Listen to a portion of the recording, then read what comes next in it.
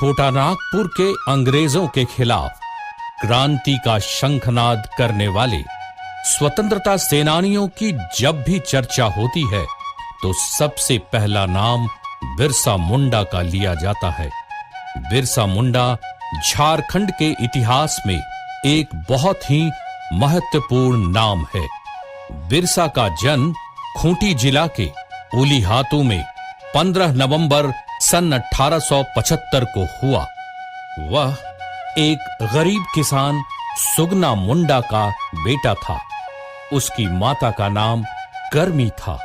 बिरसा मुंडा ने शादी नहीं की, बाकी सभी भाई बहनों की शादी हो चुकी थी। इधर बिरसा मुंडा कुछ बड़े हुए तो उनके मामा उन्हें अयूब हातू लेकर चले गए।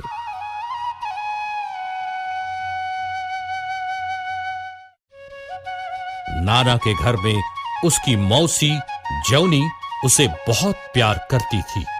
यहां तक कि जब उसकी शादी हुई तो बिरसा को अपने ससुराल खंटगा गांव लेकर आ गई।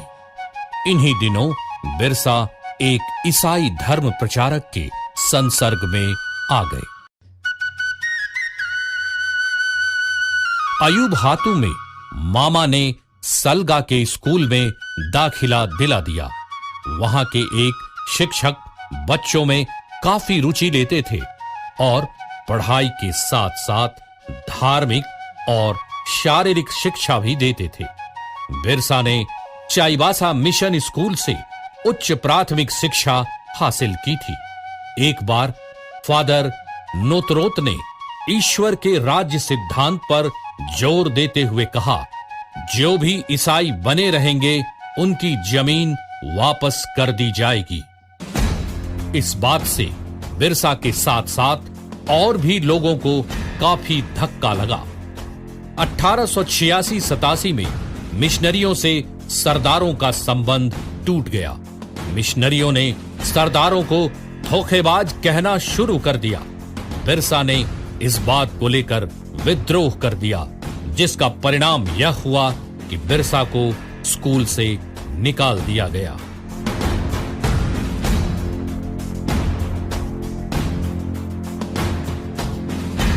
घर की स्थिति अच्छी नहीं होने के कारण परिवार को बार बार सहारे की जरूरत पड़ती थी। कभी चकदल तो कभी उलीहातू। परंतु बिरसा अपने को उन लोगों से अलग कर नौकरी की खोज में कंदेर गांव गए और वहीं नौकरी कर ली। फिर बाद में गौड़बेड़ा में एक बुनकर परिवार में नौकरी की। वहीं बिरसा आनंद पंडा के संसर्ग में आए। आसपास के गांवों के लोग आनंद पंडा से शिक्षा ग्रहण करने आते थे। बिरसा उनके खेतों में काम करते, फिर शाम को उनके साथ भजन कीर्तन किया करते, प्रवचन सुनते, महाभारत और रामायण में वर्णित अर्जुन, राम, कृष्ण और भीम आदि की कथा सुनते, जिसका उनके व्यक्तिगत जीवन में बहुत गहरा प्रभाव पड़ा। 3 वर्षों तक आनंद पंडा के साथ रहकर उन्होंने जिंदगी की बहुत सारी सच्चाइयों को जाना। आनंद पंडा जिस जमींदार जगमोहन सिंह के यहां काम करते थे, बिरसा भी अक्सर उनके साथ वहां जाया करते थे। परंतु जमींदार की क्रूरता से वे बहुत ही विचलित हुए, जिसका प्रभाव उनके आगामी जीवन पर भी पड़ा।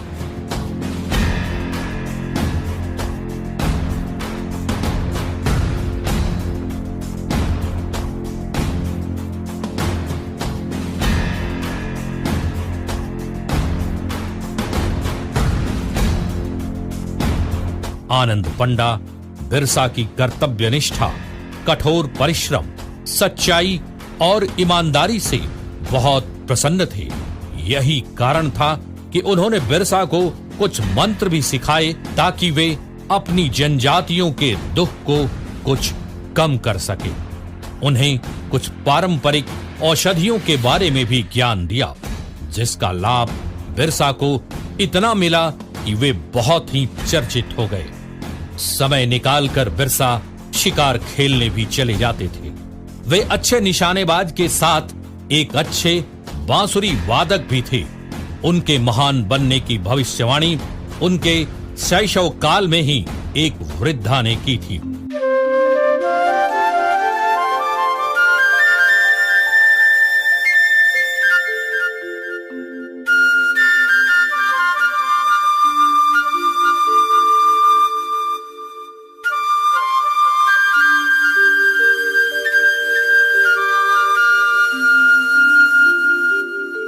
इसी दौरान बिरसा की एक अन्य वैष्णव साधु से, जो भी भक्ति समुदाय के थे, मुलाकात हुई और 3 महीने तक उनके प्रवचनों को बिरसा ने सुना और काफी प्रभावित हुए। उन्होंने मिशन धर्म का पूर्णतः त्याग कर वैष्णव धर्म को ही अपनाया। बिरसा गांव के लोगों की सेवा करने लगे। उन्हें खाना देना, मंत्र देना, उन्हें निरोग करने के लिए प्रार्थना करना आदि उनकी दिनचर्या में शामिल हो गए। खुद तो निरामिष बन ही गए और लोगों को भी इसके लिए आह्वान किया। गोवध रुकवाया, तुलसी की पूजा करने लगे। इसके साथ उपदेश देना, दवा इत्यादि। सिंह बोंगा यानी ईश्वर एक है, सिर्फ उन्हीं की पूजा होनी चाहिए। बोंगा को मत मानो, भूत प्रेतों को मत मानो, किसी भी पूजा में बलि मत दो, हिंसा बंद करो, शराब मत पियो, मांस मछली से परहेज रखो, सादा रहो, तुलसी की पूजा करो, झूठ मत बोलो आदि उपदेशों के साथ उन्होंने अपनी धर्म प्रणाली बनाई, जो बिरसईत पंथ यानी बिरसा का धर्म के नाम से स्थापित हुआ। एक बात और सामने आती है, जब बिरसा ने एक स्वप्न देखा और उसकी चर्चा वीर सिंह मुंडा नामक व्यक्ति से उन्होंने की थी। उनके मुताबिक स्वप्न में उन्हें दिव्य दर्शन हुए और उनके अंदर किसी शक्ति का प्रसार हुआ। लोगों ने यह अनुभव किया कि बिरसा के अंदर अलौकिक शक्तियां आ गई हैं। वे प्रार्थना करते, प्रवचन सुनते। महामारी और चेचक के समय बिरसा ने गांव-गांव जाकर लोगों की खूब सेवा की। ग्रामीणों के मन में बिरसा के प्रति और भक्ति जागी। इन्हीं सब कारणों से लोगों ने उन्हें भगवान माना। बिरसा ने सरकार के विरुद्ध जब खुलेआम विद्रोह का आह्वान किया, जमींदारों और अंग्रेजों द्वारा उनके अनुयायी अभी भी सताए जा रहे थे। बिरसा ने लोगों को उसके नेतृत्व में संगठित होकर लड़ने का आह्वान किया। इन बाहरी लोगों के विरुद्ध सशस्त्र प्रतिशोध और संस्कृति को नवजीवन देने की दोहरी प्रक्रिया घुल मिल गई और आगे चलकर उसकी परिणति मुंडाओं के 19वीं शताब्दी के अंतिम विद्रोह उलगुलान में हुई, जिसका नेतृत्व बिरसा मुंडा ने किया।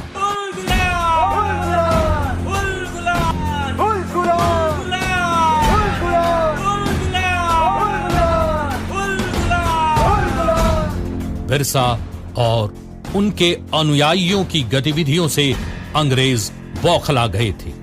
किसी भी प्रकार सरकार इस आंदोलन को दबा देना चाहती थी। मियर्स, जो रांची के जिला आरक्षी अधीक्षक थे, 24 अगस्त 1895 को स्वयं बिरसा के गांव चलकर गए और बिरसा को सोए हुए में गिरफ्तार कर रांची लाए, जहां बिरसा को रांची जेल में रखा गया। रांची आयुक्त के अदालत में नवंबर 1895 को बिरसा और उसके 15 सहयोगियों को सजा सुनाई गई।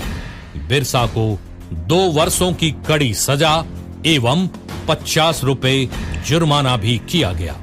पैसा नहीं अदा करने पर 6 महीने की और सजा काटने का आदेश दिया गया। 1897 के उत्तरार्ध में महारानी विक्टोरिया के शासन की हीरक जयंती के अवसर पर जेल से बिरसा मुंडा सहित अनेक कैदियों को रिहा कर दिया गया। बिरसा ने भूमिगत रहकर मुंडा राज्य की स्थापना के लिए चुटिया से पलायन कर डोंबारी बुरु को अपना कर्मस्थल बनाया।